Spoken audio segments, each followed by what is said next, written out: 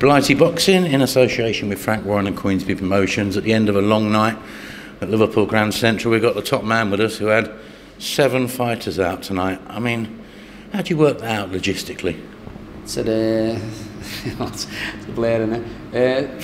When we write the programme out, I'm trying to stagger as best I can the ticket sellers and then how busy I'm going to be as well. And then I've got some help as well. I have a couple of people backstage who help us a lot. Anthony Humphrey's been helping me, brother Michael's helping me as well tonight. So yeah.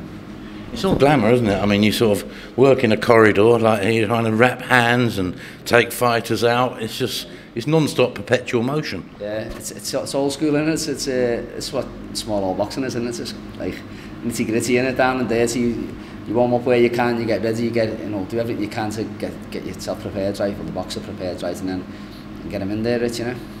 Smashing little venue, a packed out crowd. I mean, city centre boxing Friday night. I mean, you can't beat that, can you? No, it's great. I mean, we've been here before, this venue, the Grand Central Hall, and but they didn't pull a crowd like that. We only had a few fights on then though, but we've had a lot of local talent on, good ticket sellers, and people are coming to watch the shows. The shows are getting a good reputation for having, having top lads on the card.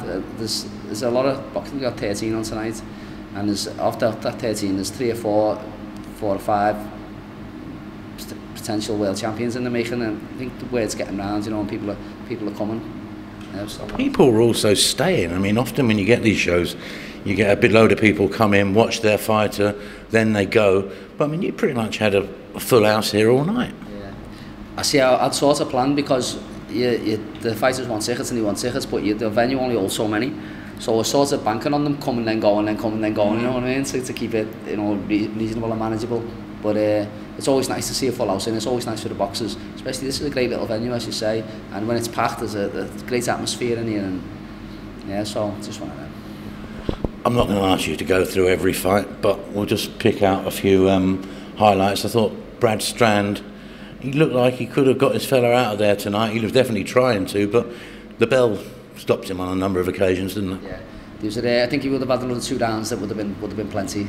But Brad was brilliant. I thought he put his shots together well. He had a tricky opponent. I mean, Brad's opponent fell off yesterday. That's a replacement. He knows nothing about this fella, and so give him his due. He never complains. Brad, he just gloves on, shield in, out he goes, and he boxes smart and he's fast and he's dangerous, and he's just finding his way in the pros of how to force the stoppage early on. As I was saying to you last time we spoke, the reluctance in a way that they're not when they're trying to punch back. So as things come to him, as he progresses, he'll get tons of knockouts, Brad, I'm sure.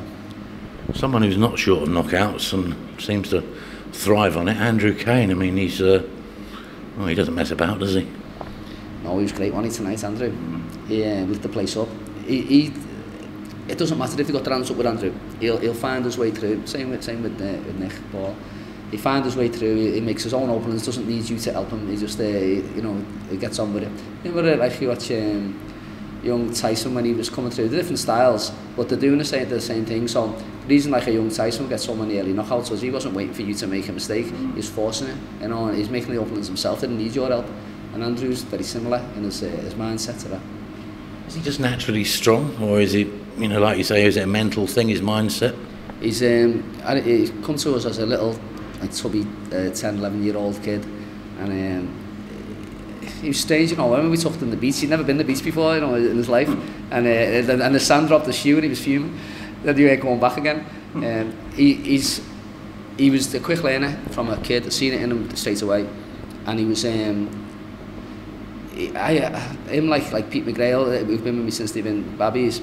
When they're bright in a boxing sense, when I can get through to them and speak to them and they can understand very adult and difficult ideas, which they can, then the world's their oyster. Then all they have to do then is just get themselves fit and ready, and then they're having tons of ideas. You know what I mean? They're great to speak to about the art of boxing because they're on the ball, and too the things you're seeing now and you see from them, as you know yourself, they're not the norm, are they? You can see them and you think that's a bit special, to say the least.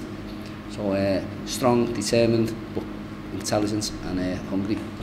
I felt a little bit for Nick Ball tonight. He would have wanted a bit more than that after all the work he's put in, a retirement after the first round. Yeah, it was a terrible disappointment on it because and not just for him, for us all, because we're all fuming over it really.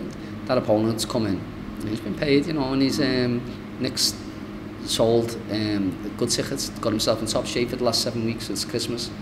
Done everything he should do. Was, you know, started the fight well. He was just coming into his own and was about to put on a good show. And we wanted to finish on a bang as well, you know, the top of the bill.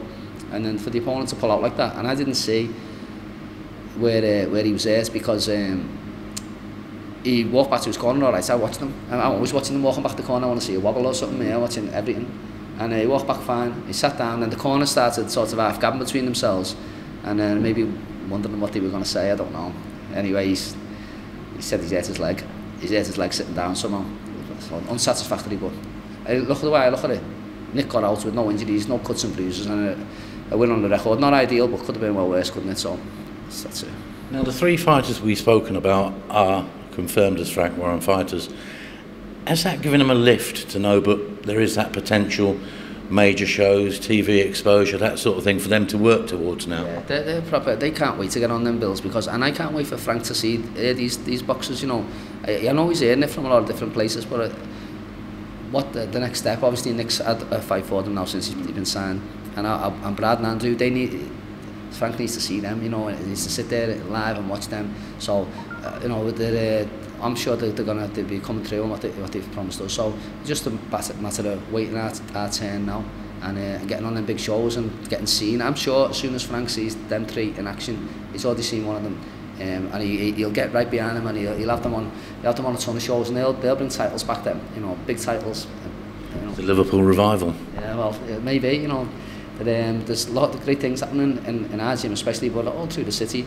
We've got about those 3 lads you mentioned, and other good lads coming through, and young Pete McGrail coming through, and there's real, you know, it's not the norm, is it? That them 4 that you're talking about there, seeing them coming through. As you said, the Liverpool revival, maybe they could all box them for a British title in 18 months. Then easy, all on the same night in Liverpool, you know. Another busy night for him, isn't it? Yeah, well done it.